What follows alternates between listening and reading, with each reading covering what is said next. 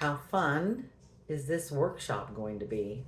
So, part two, we're going to get right into the creation. We have our little books. It's really important that you have pocket size or purse size, and that's because, and we don't need to get into all the neuroscience of it, but the physical act of writing is a lot different than talking to text into like a notepad on your phone. You want to do the physical act of writing it, and then you have an actual physical book that you're going to be reviewing. What else you need in supplies? You need sticky notes, and you need really nice pen. Like, do you have a favorite gel pen or fine tip markers, or those delicious fountain pens with the smooth rollers? Whatever you most love to write with, because this is going to be, for a minimum of the next 30 days, your own little guidebook. It's something you're going to be referring to morning, noon, and night. As many times as you can become aware of your thoughts, you're going to be writing one thought per page. So to recap, when I left you in part one, we were talking about what are the things in your life that you don't want. And a real simple question to help you discover that is, what am I afraid of? What am I afraid of is going to happen in this relationship? What am I afraid of is happening with my job? What don't I want to have happen in my finances? What is happening in my finances right now that maybe I don't like? What's happening with my health? What is happening in your life that you know you don't want? A lot of times we're thinking about stuff, we're mulling it over, we're ruminating, it's looping. We're not even realizing that we're super focused on the problem. So that's what we're doing right now. When you come to your book, and I showed you my little book here, what you're going to do is use one problem per page. And each chapter of your book is going to become just an open spread. Let me show you what I want it to look like for you. On this side here, the left side, you're going to write one thing that you don't want right at the top of the page. On the other side, you're going to write down what you do want in the present tense. So for example, when you're looking at all the things you don't want, you only write one per page. So it could be, what don't I want? I'm always late. I don't want to be always late. What the opposite of that is, I'm always on time. How about, I don't have enough time? That's a big story we're always telling ourselves. I don't have enough time. The solution to that is, I have more than enough time. Don't want, I don't have a big enough retirement fund. Want, I have more than enough money for retirement. The solution is always going to be in the present tense. The solution is what is happening, who you are being right now with what you do want. And there's no how involved in any of this. It's a simple, what I don't want, and then what I do want. What you don't want, what's the opposite of it in the present tense. That's it. That's actually how easy it is. And some of these will be a lot bigger. Some of them in your don't want, it may actually become 3 subsets of it. It may have to become 3 more pages because it's so big. So I'm going to start one. I was trying to think of what can I use as an example while we're fooling around with this. So the one I'm going to use in my don't want is, I don't want to be so bad with money. So what I do want, I want to be a good money manager. So I'm going to make that in the present tense. It will be, I am a good money manager. So what is one for you? Can you think of what is something you don't want right now? And just that one thing, just one sentence, I want you to put it underneath your don't want. And then you're going to write what you do want. Now, sometimes you can think of, sometimes it's easier to think of what it is you do want. So just start there and then go, that's going to uncover what it is you don't want. So I do want to be, I am a good money manager. So for you, you write yours both down, and then we're going to work it through the steps. Because when I leap over here to say, I am a good money manager, this is where your brain starts to kick in. This is when your brain gets activated and it says, no, you're not. You've never been a good money manager. Nobody in your family has ever been a good manager. We can look at all of your past experiences and clearly show you you have not been a good money manager. But you know what? It's the way it is. So you are now, because your brain is starting to bring up all of these limiting beliefs. So one of my limiting beliefs is identifying itself. I've never been good with money. No one in my family has ever been good with money. You know what? People who have money normally have done something. They're taking advantage of other people to get it. Money doesn't grow on trees. Money is actually the root of all evil. So it's going to start. See how your brain, if you just give it, say 5 minutes to play with this step, it's going to start letting those self-limiting beliefs rise to the surface. And those limiting beliefs, they belong on the left side with everything you don't want. That's where it's going to go, is on the left side. So just take a minute, take a few minutes, and let them come to you and start writing them all down.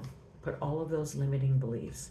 So if it is, I'm really bad with money, then I'm writing down all of my limiting beliefs below it.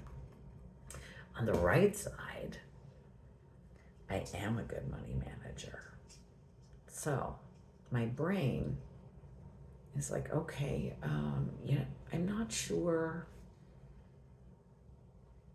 Do I feel it? Because you want to be able to feel it. So you want to be able to amplify what it is you want. And say it was a thing.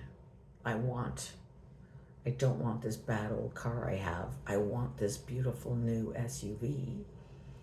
You can write down to amplify that. I don't need it, but I want it. I love it. It's perfect for me. It's something I've always felt that I could see myself in. I'm worthy of this. It's delightful. So on the right-hand side of what you do want, you can write down all the reasons that you deserve to have it. And while you're there and you're thinking about all of the reasons you do want it, another part of the exercise is to soften your resistance by putting it in perspective in case you don't get it. So in the example of the vehicle, you don't get the big, like all the bells and whistles, crazy SUV you're looking for. How are you going to put that in perspective? You're going to put it in perspective by thinking, okay, how have I survived any other past disappointments? Has this happened to me before? If I don't get this, maybe I'll get something better. If I don't get the one that's top tier, maybe I'll get the one right below it. It's still going to be amazing. It's still going to be wonderful. I'm still going to be getting a degree of what I want. And if I don't, it doesn't matter. I can let it go. Is it a survival need? Is it like oxygen or water or shelter or food? If not, you can release it. What we're trying to do is what all the gurus say is let it go. We're trying not to feel desperate. We're trying not to feel like it's the most urgent need in our lives, because if we're making it urgent and desperate, we're actually still back in the problem. We are not letting ourselves live in what we do want. We're not really allowing our brains and our bodies to follow into what the solution is. So what I'm going to do, this is the very, very best part of this exercise.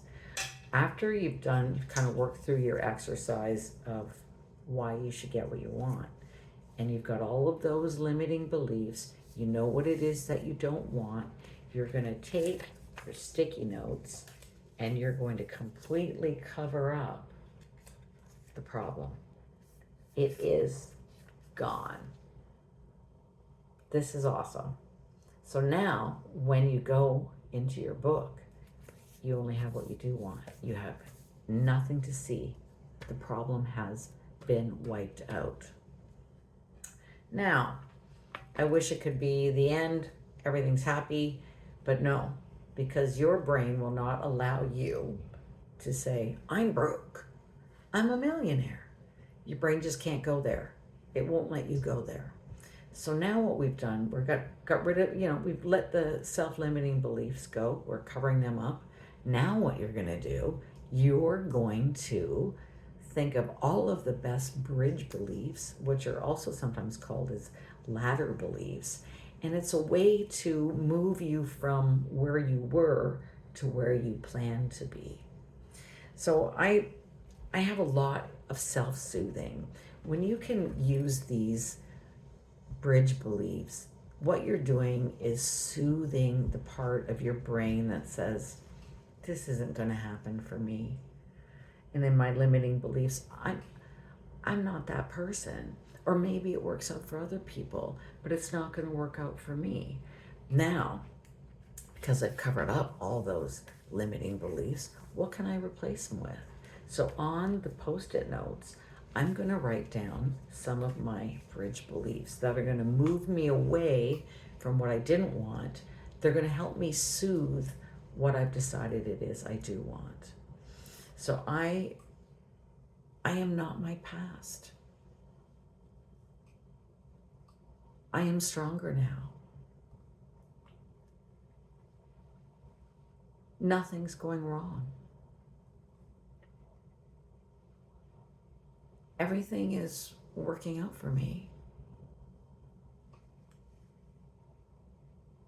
This is where I need to be right now. I am where I need to be. My identity is evolving. I'm open to new possibilities. Abundance comes in many forms. Abundance is more than just money. I am open to new resources flowing into my life. When you're thinking about how you can write down your bridge beliefs or your ladder beliefs, you can actually Google it.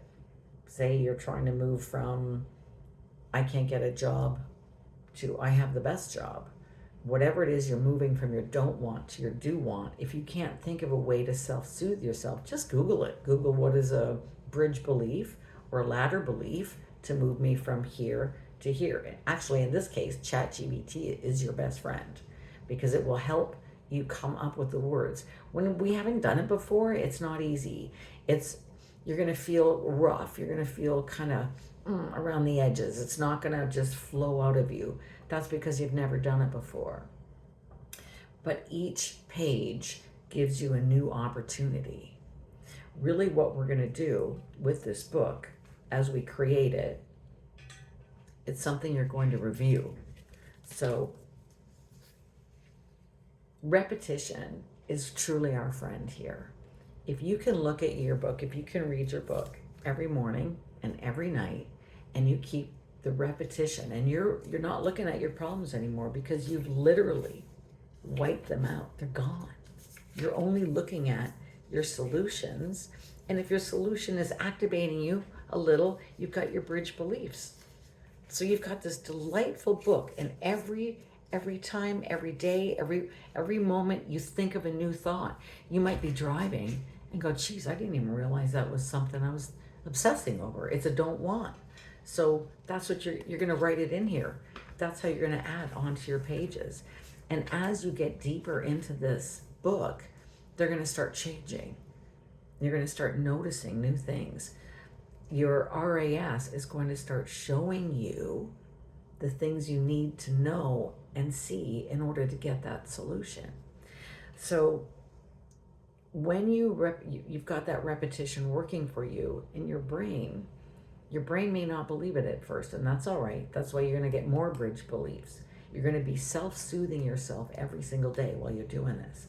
And then your brain is going to say, well, maybe this is who we are now.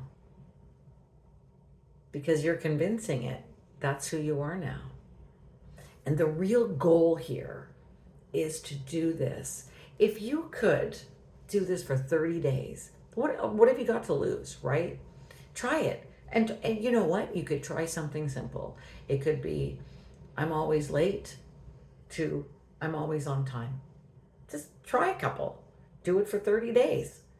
And you got to see the magic. You got to do it to see how you will start to change, because you are no longer giving the problem any attention. You're putting all of your attention on what you want. You keep your wants in the present tense. You do not try to think how it's going to happen.